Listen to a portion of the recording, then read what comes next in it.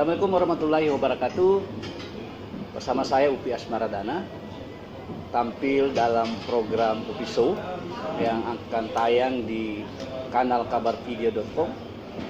Hari ini menampilkan salah seorang figur perempuan tangguh di Sulawesi Selatan, dan kita akan berbincang bersama perempuan tangguh itu. Sudah berada di depan saya. Assalamualaikum warahmatullahi wabarakatuh. Waalaikumsalam warahmatullahi wabarakatuh. Salam. Apa kabar, Bu? Kabar baik. Alhamdulillah. Ya. Jadi Ibu, ini tayangan perdana. Ibu jadi tamu guest pertama di program Upi Show. Alhamdulillah. Dan acara ini sebenarnya adalah acara santai yang ditayangkan di sosial media dan di portal kabarvideo.com. Ya. Dan kita akan mengupas sosoknya Ibu Sri Endang Sukarsi. Silakan. Oke. Jadi Ibu, saya ingin bertanya, Ibu ini kan pamong senior di Sulawesi Selatan, tapi orang lebih mengenal bahwa Kasri ya. Saya lebih menyukai panggil Kasri. Jadi Kasri ini lebih dikenal sebagai seorang aktivis perempuan. Itu gimana ceritanya sehingga kemudian Ibu lebih dikenal sebagai seorang aktivis perempuan ketimbang seorang pamong?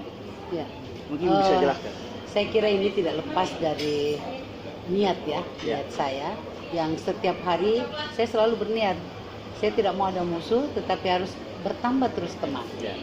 Dari situ saya kemudian setelah menjadi, sebelumnya kan memang saya aktivis di kampus.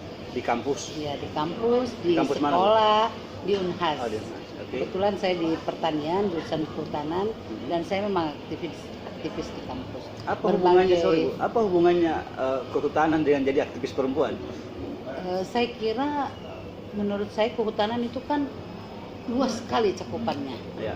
Dan memang kehutanan itu adalah bagaimana kalau hutan bagus, umat juga bisa hidup dengan baik.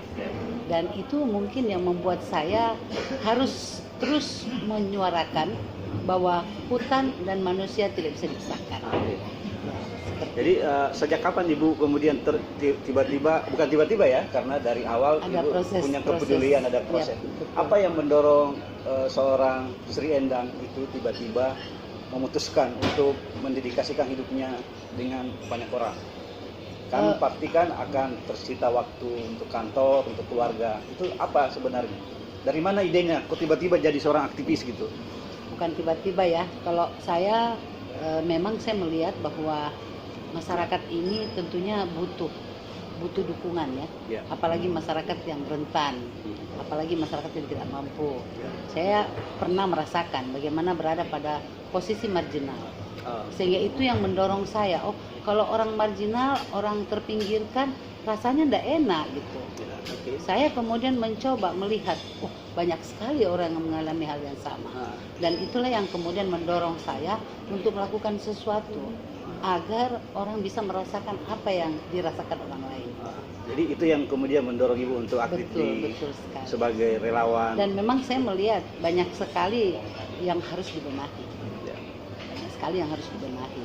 Mau di dalam tubuh pemerintahan sendiri maupun di instansi lain ya. Kalau kita katakan di instansi di masyarakat, kita bicara lembaga NGO, kita bicara soal ormas dan sebagainya.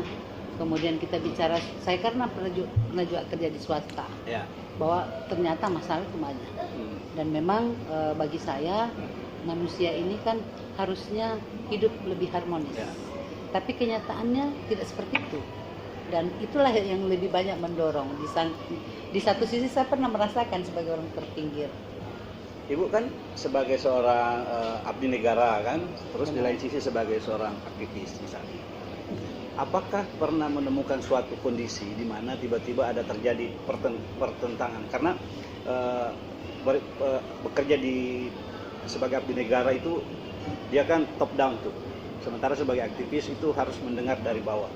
Apakah pernah atau sering mendapatkan suatu kondisi di mana harus misalnya ada kepentingan pemerintah dengan kepentingan teman-teman aktivisnya Ibu misalnya, masyarakat misalnya yang bertentangan dengan itu. Itu posisinya gimana itu jadinya? Saya selalu yakin bahwa ada pasti titik temunya. Oke. Sebenarnya pemerintah dan teman-teman NGO sama kok maksudnya. Oke. Mau bagaimana membuat masyarakat lebih baik hidupnya. Orang katakan sejahtera, ya kan? Dan begitu juga pemerintah. Apa bedanya sebenarnya? Iya. Jadi Tidak ada yang beda. Hanya saja kalau menurut saya perspektif yang berbeda. Perspektif kita berbeda. Cara pandang pemerintah dan cara pandang LSM berbeda. Tetapi pada prinsipnya apa satu yang berbeda tujuan. itu, Bu, antara cara pandang pemerintah dengan LSM misalnya? Pemerintah itu kan betul-betul dia mengacu kepada aturan-aturan main, Oke. ya, dengan aturan main.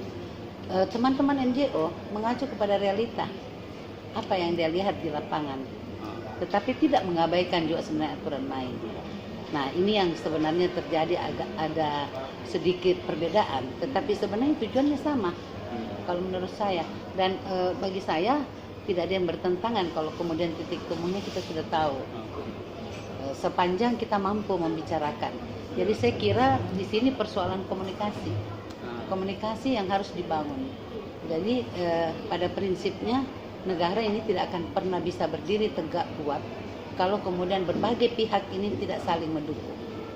Sehingga itu yang terpikirkan oleh saya, bagaimana mempertemukan pihak-pihak ini agar apa yang mau dicapai bersama itu bisa dicapai dengan komunikasi. Ya, dengan komunikasi. Kalau saya komunikasi Ada diskusi saja sih, ya. tetapi harus ada menggunakan hati, menggunakan pikiran-pikiran yang lebih cerdas. Seperti itu.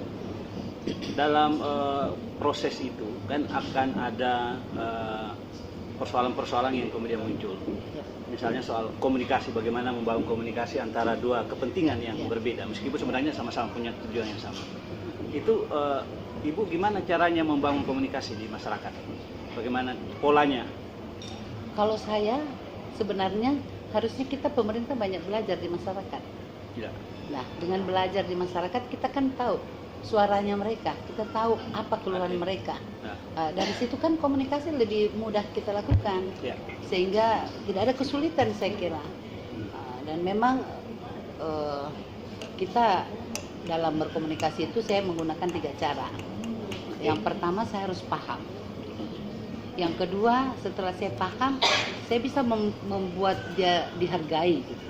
Dan kemudian yang ketiga adalah membuat dia berarti.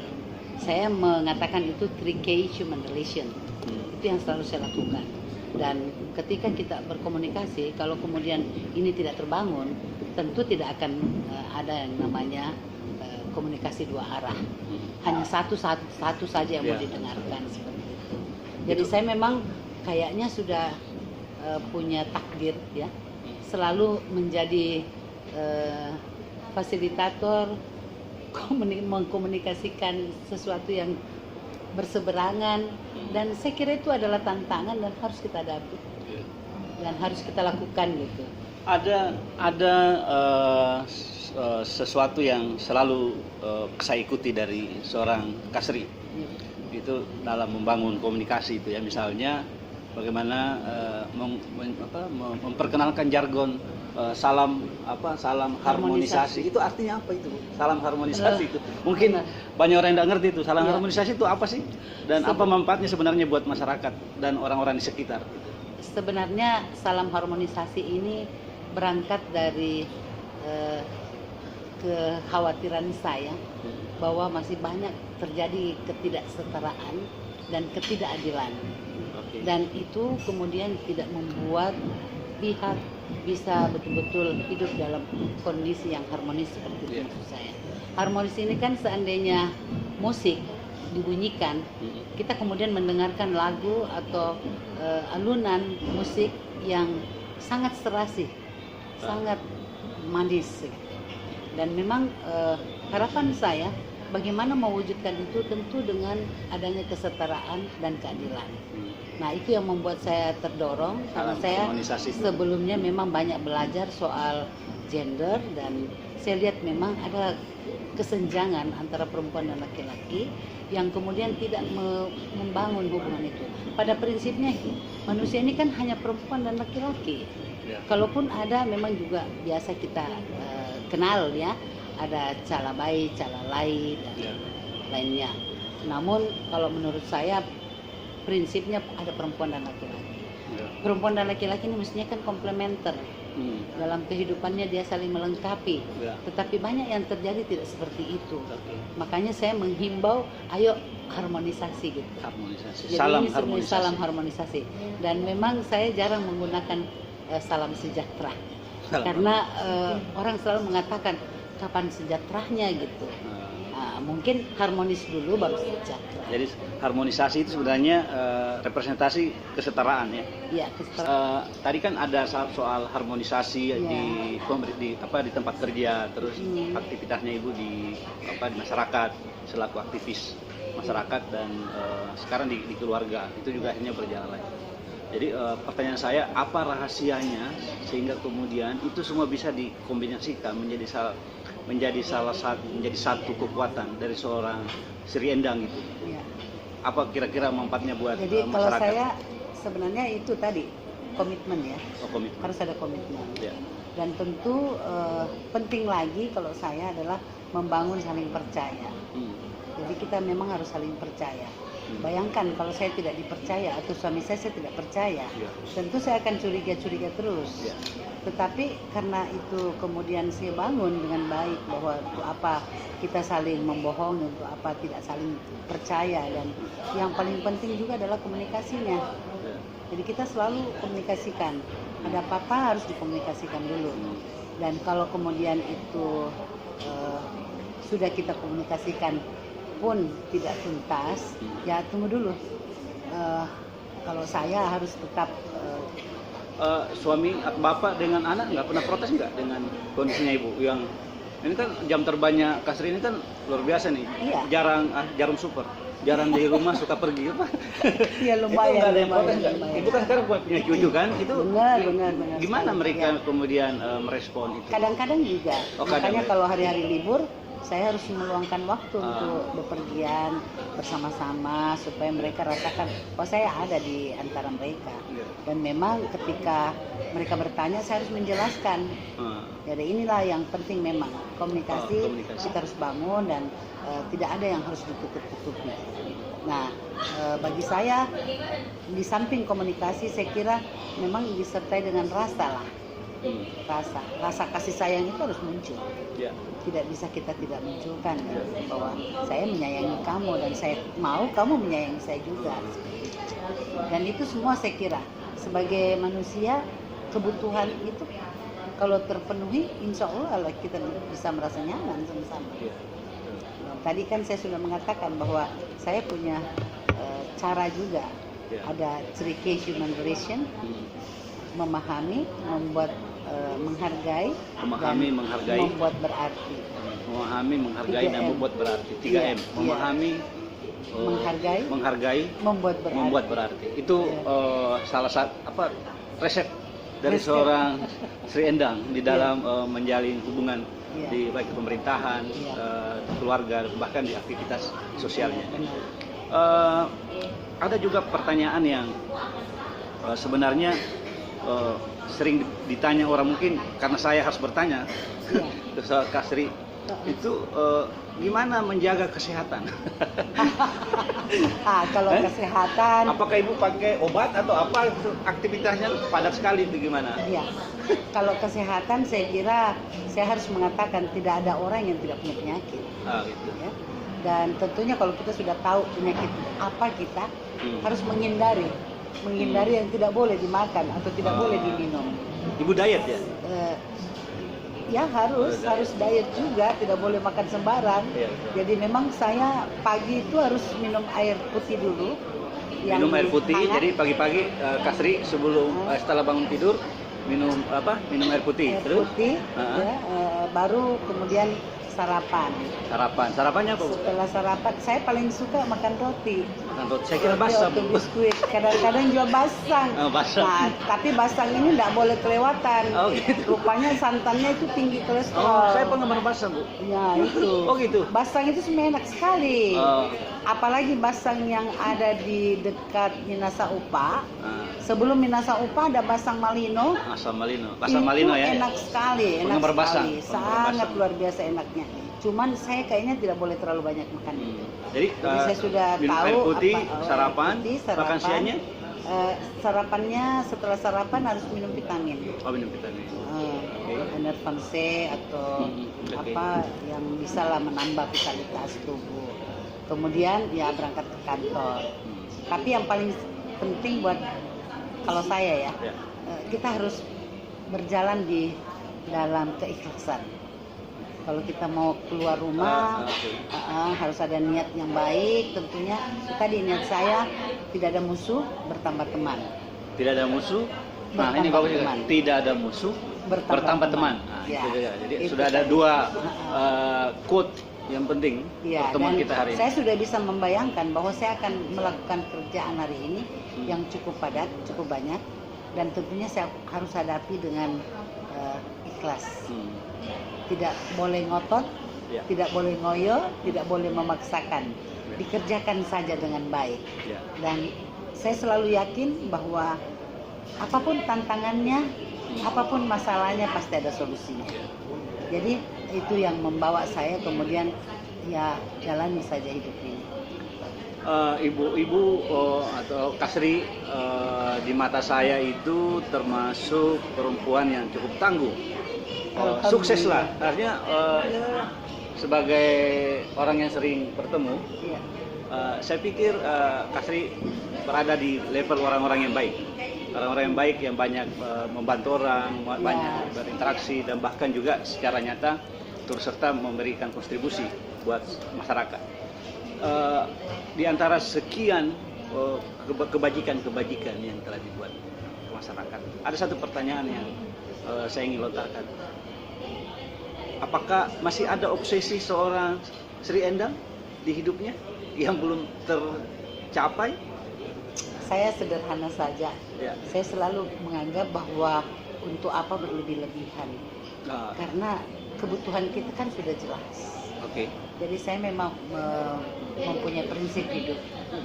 Yang pertama harus berusaha selalu jujur. Yang kedua sederhana saja hidup. Tidak usah berlebih-lebihan. Karena semakin kita rekayasa hidup ini, semakin banyak yang kita tuntut. Menurut saya. Nah, kalau kita dengan kesederhanaan, tidak banyak yang kita pikir, tidak banyak yang kita tuntut. Sehingga apa yang ada kita terima. Artinya kita mensyukuri apa yang sudah ada. Itu yang barangkali prinsip-prinsip hidup saya. Dan memang dalam hidup saya selalu terus-terus mau membangun pertemanan. Ternyata pertemanan membuat saya kaya. Oke. Pertemanan membuat makin kaya. Ya. Jadi kekayaan saya adalah teman. Dan alhamdulillah melalui teman-teman saya bisa merasakan sesuatu yang nikmat. Dan ini juga terjadi di dalam keluarga. Kalau keluarga menyayangi kita, sebenarnya kita tidak usah neko-neko, kita tidak usah pikir macam-macam. Hidup ini kan sebenarnya hanya kita harapkan orang menyayangi kita, dan ketika kita sudah tidak ada, orang kemudian mendoakan kita. Dan yang paling penting menurut saya adalah memang hablum minannasnya. Hablum minallah itu kan nanti, ya, kita dengan Allah.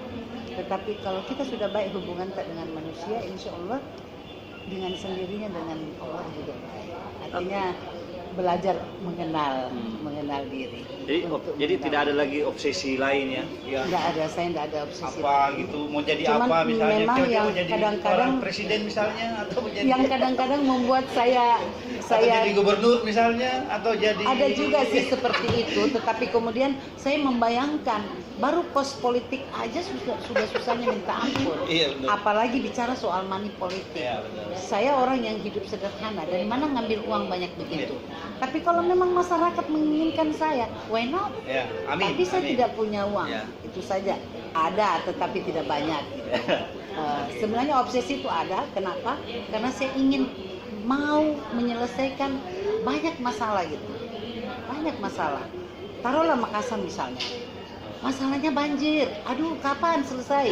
Ibu bisa jadi wali kota nanti. Masalahnya macet. Udah pensiun ya. Kenapa bisa begitu? Masalahnya banyak orang yang stres gitu. Bagaimana nih mengatasi seperti itu? Jadi saya memang kadang-kadang berpikir, ini gimana ya? Kok enggak ada cara untuk menangani itu? Saya bulan Maret nanti ingin sekali mengkampanyekan perempuan air. Perempuan air. air. Ya. Apa itu air? Perempuan air. Kenapa saya mau mengkampanyekan? Saya berangkat dari situ karena ternyata ketika air berlebih atau air kurang atau tidak ada, perempuan yang paling resah. Mau berangkat dari situ. Tetapi sebenarnya yang saya mau bangun adalah bagaimana membangun pemahaman manusia-manusia ini dengan alam bahwa air itu tidak datang begitu saja. Ada proses yang terjadi. Oke. Nah, itu yang saya barangkali dirahasiakan dulu. Karena itu nanti Itu pertama diungkapkan ini di Iya, ini Upiso baru ya. ini pertama. Jadi ada programnya Kasri, perempuan air. Iya. Air perempuan. Iya. Perempuan air perempuan. Dan yang kemarin saya gagas untuk pemuda jujur. Jadi banyak beberapa kegiatan itu kemudian saya dorong untuk selalu mengambil tema pemuda jujur. Jadi memang kita dorong agar pemuda jujur karena jujur itu hebat. Kasri kan ini kan seperti aktivis yang nyaris tak pernah berhenti. Apa sih yang membuat seorang Kasri Endang itu begitu kukuh untuk terus berbagi, untuk terus menginspirasi orang, untuk terus menggugah orang untuk berbuat baik? Apa sebenarnya dasarnya gitu? Ini masyarakat ingin tahu nih. Kalau saya seorang sih Kasri ini berbuat ini untuk apa sebenarnya? Apa jadi pejabat nih, jadi presiden misalnya, atau jadi wali kota, atau apa gitu? Kalau saya barangkali kita sering mengucapkan inna lillahi wa inna ilaihi raji'un ya. Ya. Dari Allah kembali ke Allah. Sekarang pertanyaannya, apakah semua orang bisa kembali ke Allah? Kalau kita tidak tahu apa yang dilakukan. Okay. Jadi sebenarnya kalau saya melihat masih banyak hal-hal yang perlu diperbaiki. Masih banyak masalah yang harus disolusi. Dan itu kemudian yang selalu membuat saya tergugah, selalu membuat saya semangat untuk melakukan sesuatu. Taruhlah sekarang ini saya masih dengan masyarakat adat ya. Masyarakat adat itu kan sudah jelas, sudah ada keputusan Mahkamah Konstitusi bahwa tanah adat bukan tanah negara. Nah, di mana-mana di Indonesia itu begitu banyak masyarakat adat, dan memang tugas saya itu adalah memberikan pemahaman kepada teman-teman di daerah, karena ini harus didorong adalah Perda ya, di setiap kabupaten itu memberi pemahaman bahwa memang mestinya legislator di kabupaten harus tahu nih bahwa dia harus membuat kebijakan yang betul-betul berpihak kepada masyarakat. Jadi memang banyak sekali yang jadi memang tidak benar yang mengatakan bahwa ketika seorang sudah senior, sudah pamong itu dia berhenti untuk menyebar kebaikan-kebaikan. Jadi tetap harus ya bahwa mengabarkan kebaikan, bagaimana menginspirasi orang untuk berbuat baik itu sampai batas akhir ya, sampai kita berpulang. Itu kan proses belajar sih. Proses belajar ya. Kalau saya itu proses belajar. Dan sampai sekarang ini masih belajar ya? Iya. Menurut saya jangan pernah berhenti belajar. Jangan pernah. Iya. Karena ketika kita akan kembali, yang dipertanyakan itu yang pertama adalah ilmu. Ya. Ilmu. Terutama bagaimana mengenal diri, mengenal Allah. Ya. Jadi memang saya tidak pernah berhenti belajar, dan dengan belajar saya banyak mengetahui. Banyak mengetahui, banyak berbagi, banyak berinteraksi sama orang-orang. Penting sekali saya kira. Dalam proses berbagi, sharing, pernah nggak Ibu merasa kecewa? Misalnya ya sudah berbuat untuk orang banyak, misalnya tiba-tiba ada pernah dalam satu masa di mana kemudian seorang Kasri ini tiba-tiba merasa kecewa dengan kondisi itu? Ya sebenarnya sih ada juga seperti itu, ketika kita sudah berusaha, sudah mengupayakan sesuatu yang baik, nah kemudian ada yang mengatakan nggak cocok itu, begini dan sebagainya. Tetapi kan kita tidak boleh putus asa ya, tetap harus memberikan pemahaman lebih baik lagi, lebih dalam lagi gitu. Jadi memang kekecewaan itu pasti ada, dan tentu kekecewaan itu harus terobati. Mengobatinya seperti apa, tentu mencari tahu kenapa gitu, dan kemudian berusaha menjawabnya. Oke, kita akan tiba di segmen terakhir. Saya ingin bertanya ke Kasri lagi, apa pelajaran hidup dari seorang Kasri Endang penting diketahui oleh masyarakat? Nilai-nilai apa yang menurut Ibu yang bisa diwariskan kepada penonton, kepada kepada pemirsanya UPI Show? Benar-benar ini penting sekali lah ya. Jadi kalau saya bukan sekedar belajar ilmu pengetahuan, saya juga belajar agama lebih dalam, dan itu sampai ke tingkat menurut saya yang tertinggi. Dan memang esensi manusia itu harus tahu bahwa ketika lahir ada amanah, dan amanah itu harus diselesaikan ketika kita harus kembali.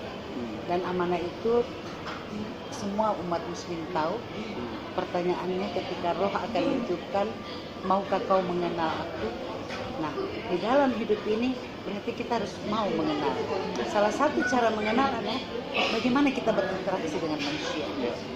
Dan saya kira interaksi terhadap manusia lain kita harus bangun, kita harus jaga, kita harus pelihara, kita harus saling bantu, share tadi, ya. Dan kemudian saya kira yang paling penting adalah kita sudah tahu ke arah mana kita menuju. Ya. Sebuah pesan yang cukup bermakna. Ya. Terima kasih Kasri sudah meluangkan waktunya. Sama-sama. Oke, pemirsa UPI Show, ada 3 hal yang bisa kita petik dari percakapan singkat kita dengan Ibu Sri Endang. Yang pertama bahwa ada Ibu Sri Endang ini menggunakan 3M di dalam menjalani aktivitas sehari-hari. Yang pertama apa lagi? Yang pertama memahami, menghargai dan membuat berarti. Itu yang pertama. Yang kedua adalah dari seorang Kasri Endang ini adalah Kasri ini masih merasa dirinya belajar. Sebuah hal yang menurut saya itu luar biasa, dan ini menjadi pelajaran penting juga buat kita bahwa proses belajar harus berjalan sampai kita berakhir. Dan yang ketiga menurut saya yang paling penting adalah bagaimana pesannya adalah bagaimana tetap kita harus berbuat baik, bermanfaat dan mengabarkan hal-hal yang baik. Tamu perdana kita hari ini cukup memberi inspirasi. Terima kasih Kasri sudah datang. Ini acaranya mudah-mudahan bermanfaat buat pemirsa UPI Show yang akan ditayangkan secara perdana tanggal 20 Januari 2018. Sampai berjumpa di lain kesempatan. Assalamualaikum warahmatullahi wabarakatuh.